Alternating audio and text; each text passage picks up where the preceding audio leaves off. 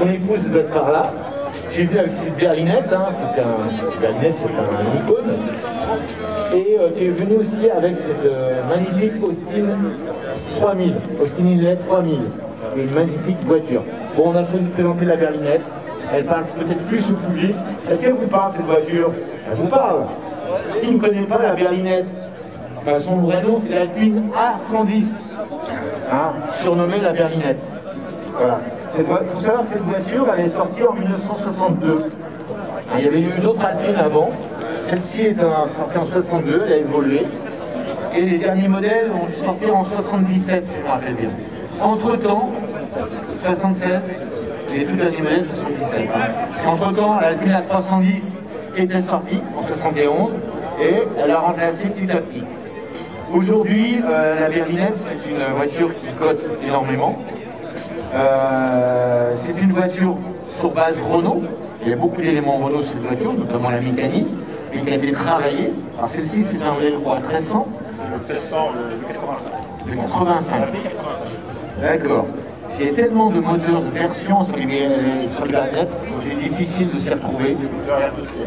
Le moteur R12DS et aussi le moteur R16DX qui a été monté, et toutes les préparations 1300S, 1300 Gord, et ensuite les versions 1600 également, 1600S, qui sont peut-être les plus recherchées. Sans parler des modèles de course, qui sont vraiment à part. Je rappelle que la berlinette a été championne du monde des rallyes en 1973, avec des pointures, je parle des pilotes, comme Jean-Luc Terrier, Darniche, j'en oublie sans doute d'autres, Nicolas, et bien d'autres. Des pilotes de l'époque qui étaient des acrobates.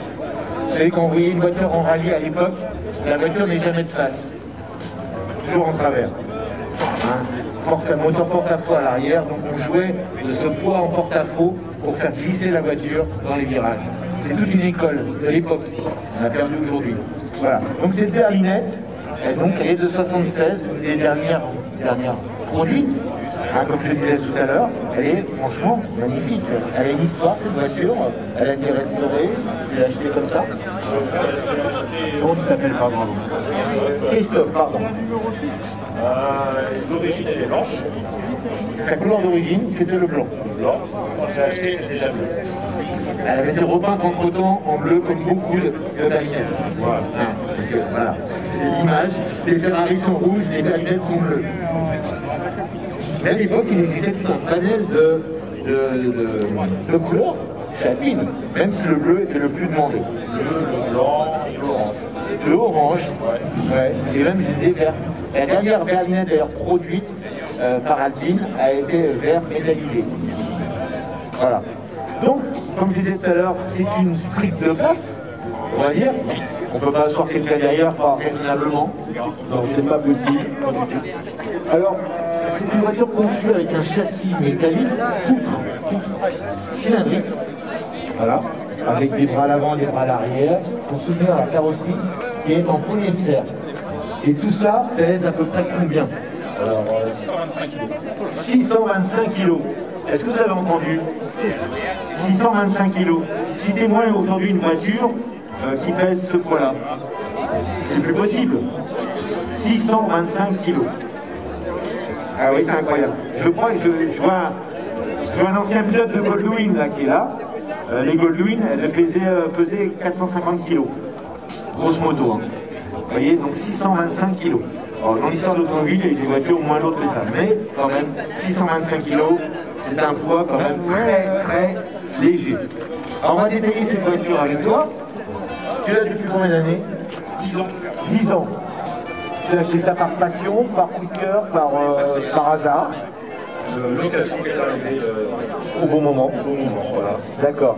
Il y a 10 ans, je pense qu'elle était moins chère qu'aujourd'hui. Oui. Même si elle avait commencé déjà à... L'état n'était pas non plus nickel quand je l'ai eu. D'accord.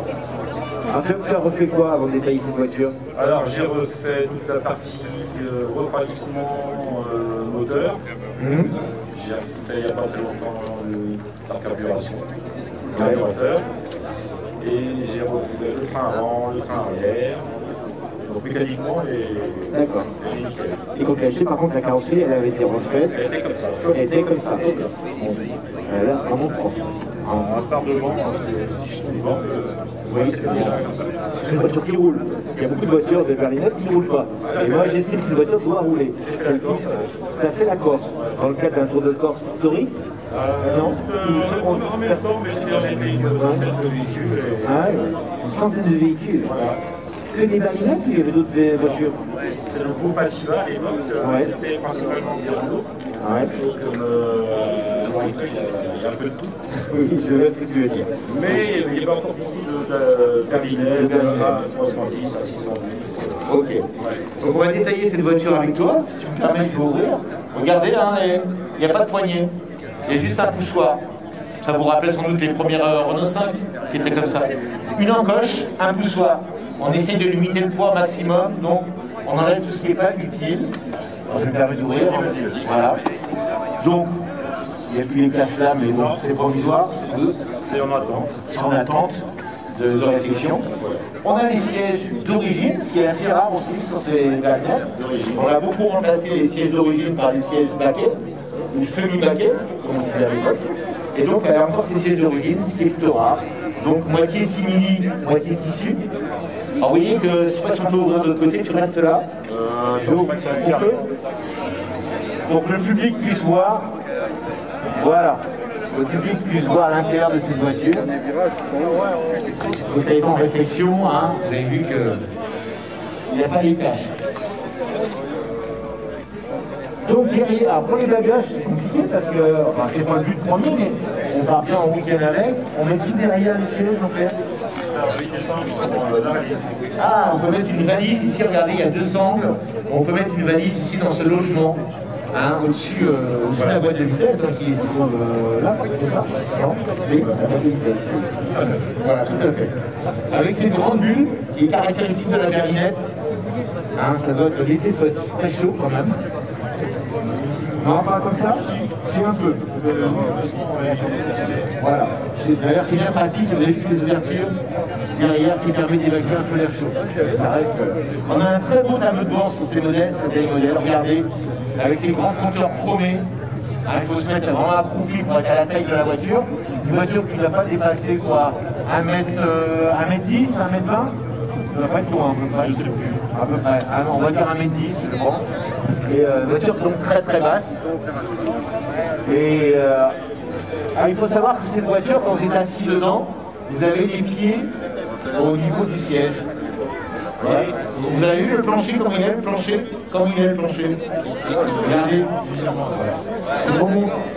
C'est un peu comme dans les Formule 1 actuels. Vous avez vu les pilotes en Formule 1 actuels? Ils sont assis très bas, le cul, et les pieds sont très hauts. Là, en une moindre mesure, vous avez les pieds assez hauts. Et vous avez également, regardez, le bossage de la roue avant, qui prend beaucoup de place dans la voiture. On le voit mieux ici. Ce qui fait qu'on est derrière, qu'est-ce qu'on remarque pour le public? Mais ici, qu'est-ce qu'on remarque quand on voit la voiture comme ça, la direction? Le ciel. Ah, le volant il est de travers. Pourquoi le volant il est de travers? Pourquoi? Évidemment, c'est un spécialiste qui me parle derrière. Évidemment, voilà. Le volant il est de travers. Ben, pourquoi? Parce qu'il n'y a pas beaucoup de place en fait. À cause de cette bosse qui contourne la roue avant. Et donc le volant est légèrement de biais. Et il n'est pas dans l'axe, regardez, il n'est pas dans l'axe du siège. Donc on conduit légèrement. Toutes les Renault à l'époque à moteur arrière, les R8, Dauphine, étaient dans cette même disposition. On est légèrement en biais.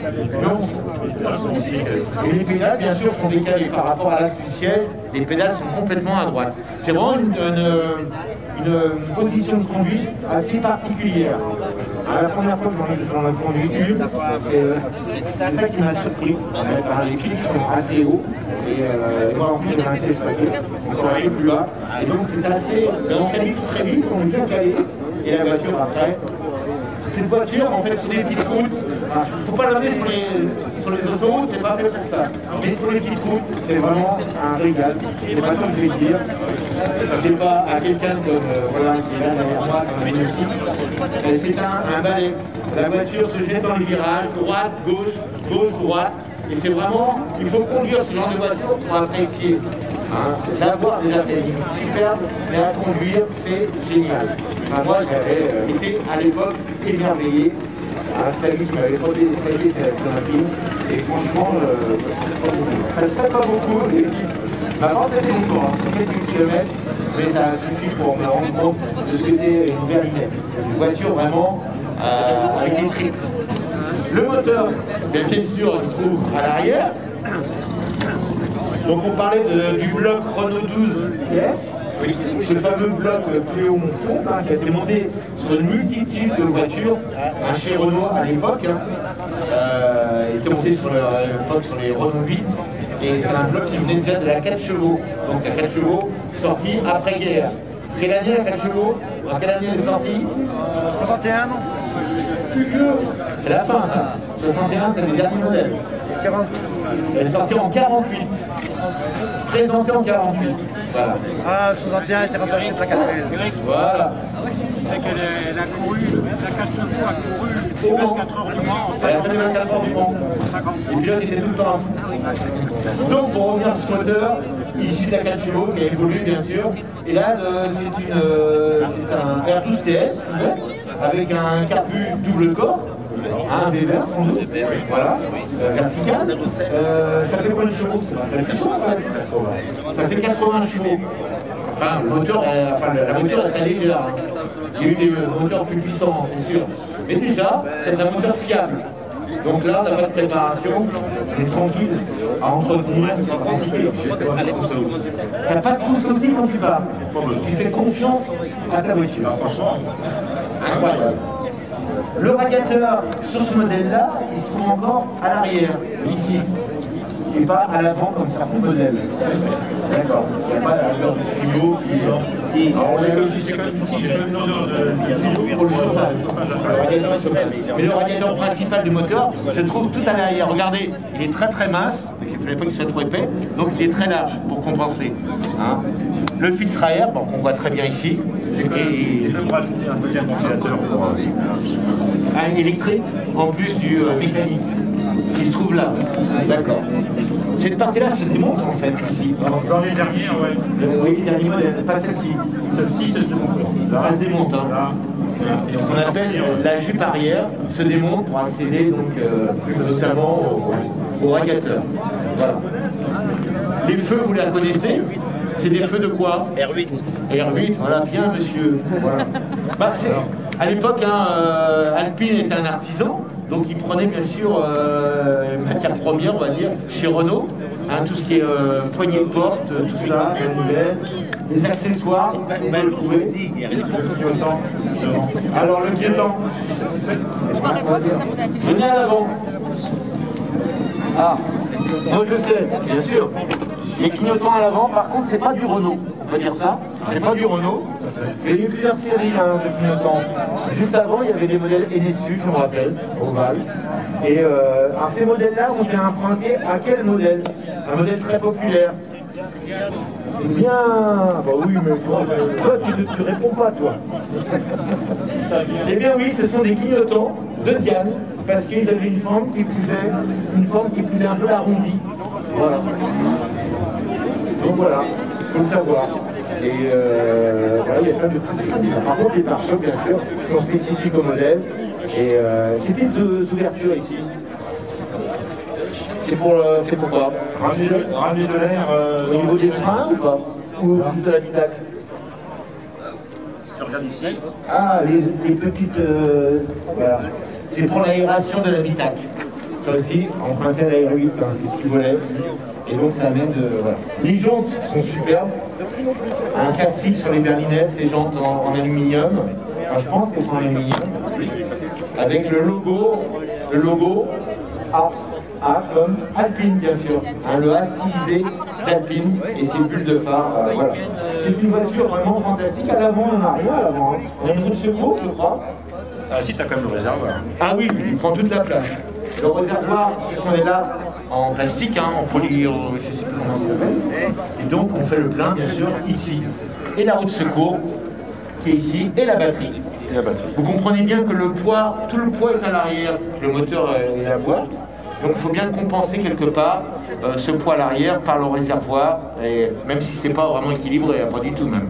Mais bon, ça permet d'avoir un semblant d'équilibre. Le réservoir qui fait combien de litres? Il a l'air impressionnant. 40 litres. 40 litres, c'est déjà bien. Ah, c'est suffisant, ouais. Ça consomme combien sur une voiture avec le R12 TS? Quand tu roules gentiment, 9-10 litres. Et sinon?